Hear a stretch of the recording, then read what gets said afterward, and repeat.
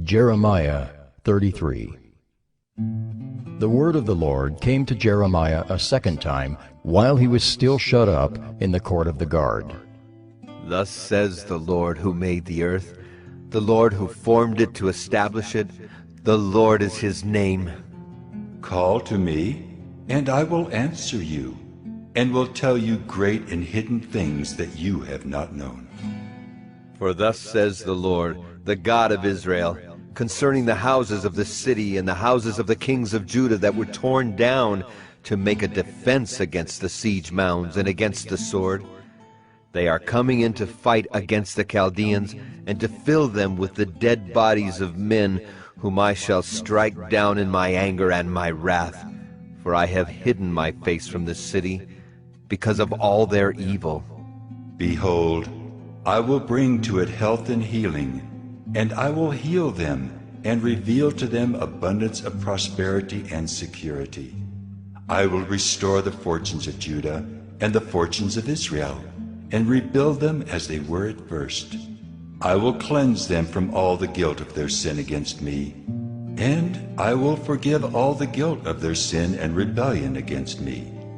And this city shall be to me a name of joy, a praise and a glory before all the nations of the earth, who shall hear of all the good that I do for them. They shall fear and tremble because of all the good and all the prosperity I provide for it. Thus says the Lord, in this place of which you say, it is a waste without man or beast, in the cities of Judah and the streets of Jerusalem that are desolate, without man or inhabitant or beast, there shall be heard again the voice of mirth and the voice of gladness, the voice of the bridegroom and the voice of the bride, the voices of those who sing as they bring thank offerings to the house of the Lord. Give thanks to the Lord of hosts, for the Lord is good, for his steadfast love endures forever. For I will restore the fortunes of the land as at first, says the Lord. Thus says the Lord of hosts, in this place that is waste, without man or beast, and in all of its cities there shall again be habitations of shepherds resting their flocks. In the cities of the hill country, in the cities of the Shephelah, and in the cities of the Negev, in the land of Benjamin, the places about Jerusalem, and in the cities of Judah, flocks shall again pass under the hands of the one who counts them, says the Lord. Behold, the days are coming, declares the Lord, when I will fulfill the promise I made to the house of Israel and the house of Judah. In those days and at that time, I will cause a righteous branch to spring up for David, and he shall execute justice and righteousness in the land. In those days Judah will be saved, and Jerusalem will dwell securely. And this is the name by which it will be called: The Lord is our righteousness. For thus says the Lord, David shall never lack a man to sit on the throne of the house of Israel, and the Levitical priests shall never lack a man in my presence to offer burnt offerings, to burn grain offerings, and to make sacrifices forever. The word of the Lord came to Jeremiah.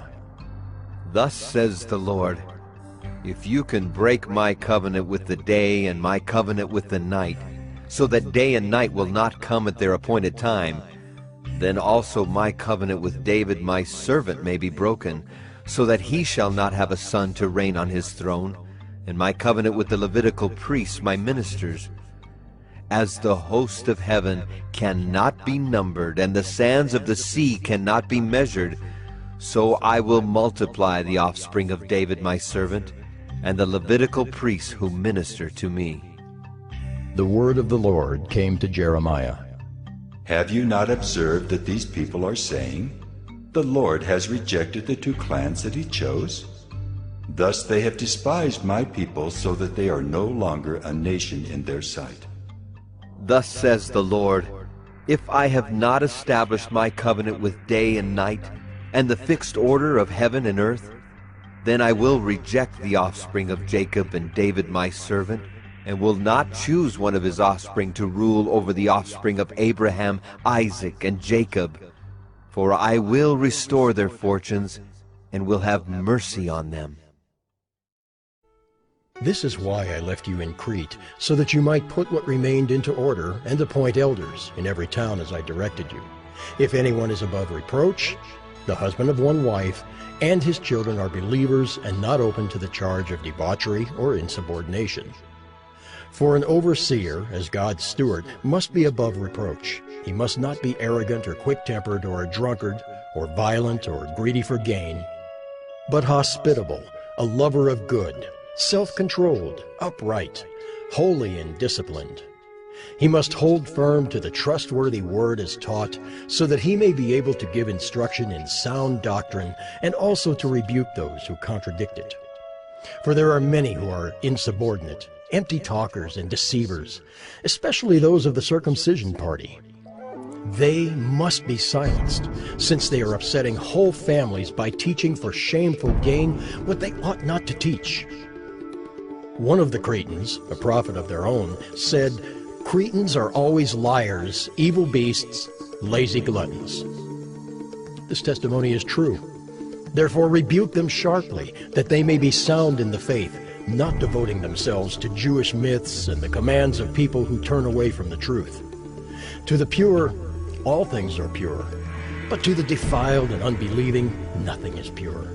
But both their minds and their consciences are defiled. They profess to know God, but they deny him by their works. They are detestable, disobedient, unfit for any good work.